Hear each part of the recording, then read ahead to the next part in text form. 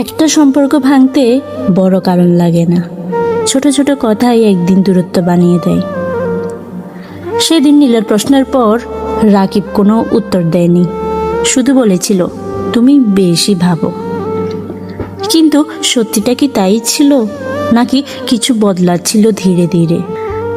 দিন যেতে থাকে, কিন্তু রাকিবের আচরণ আগের মতো আর থাকে না। আগে যেখানে দিনে 10 বার ফোন দিত, এখন একটা মেসেজও দেয় না। নীলা অপেক্ষা করে, কিন্তু অপেক্ষারও একটা সীমা থাকে।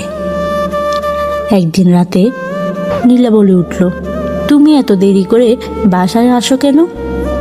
রাকিব বলে, অফিসে কাজ থাকে।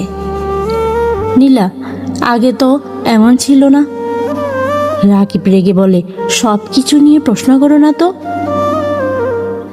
এই প্রথম তাদের কথায় রাগ ঢুকে পড়ে। সে রাতটা দুজনেই একসাথে ছিল, কিন্তু কেউ কারোর সাথে কথা বলেনি। একই বিছানায় থেকেও তারা দুজন দুজনের থেকে অনেক দূরে চলে যায়। নীলার চোখে পানি, কিন্তু সে কিছুই বলে না। এরপর থেকে এই ঝগড়াগুলো বাড়তেই থাকে।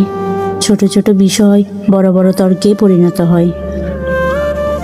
ভালোবাসা ছিল, কিন্তু সেই ভালোবাসার জায়গা দখল করে নেয় অহংকার আর অভিমান।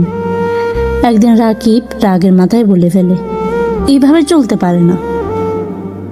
নীলা চুপ হয়ে যায়, কারণ সে বুঝে যায় কিছু একটা ভেঙে যাচ্ছে।